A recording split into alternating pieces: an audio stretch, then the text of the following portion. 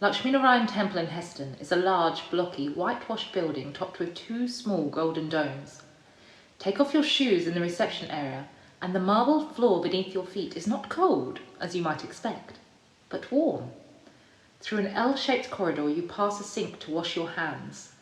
A plain-looking door opens onto the main hall. Ring the bell above the doorway and it fills the space with a sound as warm as the marble that your feet just left behind. White sheets laid edge to edge carpet the floor. The walls are also white. Large upright windows let in the sunlight on two sides. As the sound of the bell subsides, a low chattering emerges from the background, joined by the occasional scraping of plates. At the end of the hall, drawing your eyes with its shimmer of colours, there is a low stage supporting upwards of 10 icons, all standing in a row, lit from below so that they appear to glow, robed in bright pink and gold. Each icon, or murti, represents a Hindu deity. Among them is Ganesha, the elephant-headed deity revered for his attentiveness and ability to remove obstacles. According to the Hindu text known as the Puranas, which date from around 300 AD onwards, he was created one day by his mother, Parvati, the goddess of love and fertility. Parvati longed for a son, but her husband Shiva, the destroyer, returned home unexpectedly one day to find the strange boy barring his way to his wife's quarters. Enraged at Ganesha's impudence, but unaware of his son's identity, Shiva then lopped off his head. Seeing his wife's distress, Shiva promised to find a new head for the boy from the first creature to pass by, which, as it happened, was an elephant.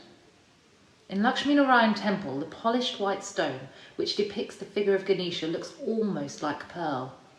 Spots of blue and green pick out the details of his headdress. His nails are painted red, and a gold bangle encircles his trunk. Close to the middle of the stage stands Hanuman, the monkey deity and faithful servant of Lord Rama. And on the far left we see the mother of the universe and warrior goddess Durga riding a lion. As in any other temple, the icons in Laxminarayan are treated with great care. Religious texts describe the meditative approach taken by sculptors. Once consecrated, an element of the divine lives within the icon.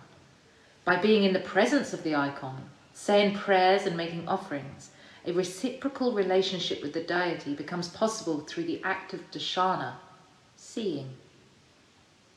Western travellers in the 17th to 19th centuries showed their ignorance when they commented on the vile and infamous creatures to which they, people in India, pay divine honours. To colonial eyes, this was idolatry. They failed to grasp that in Hinduism, the divine exists in many different forms, from the transcendental to specific avatars here on earth, to the heart of the individual. As one Hindu sage said wryly to his pupil, the true number of gods ranges from 3 and 3,000 to 1.5, and finally, 1. Each animal figure has a complex symbolism. Ganesha, for example, is often invoked at the beginning of a new project, but he is also the god of thresholds and can block the path of the unworthy. This symbolism is elaborated not only in ancient Sanskrit texts, but also in living practices that have a place in everyday life, from icons kept in people's homes to divine creatures appearing in films and TV shows.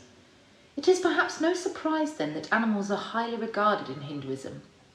While some have argued that this is due to the Hindu philosophy of interconnectedness, others claim it has more to do with the way living beings are seen as having moral value in and of themselves.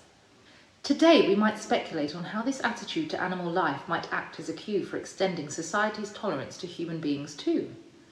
Laxminarayan Temple was built in 2007 after 12 years of planning and fundraising to serve the local Hindu and wider community, by which that point had grown to be one of the largest in London.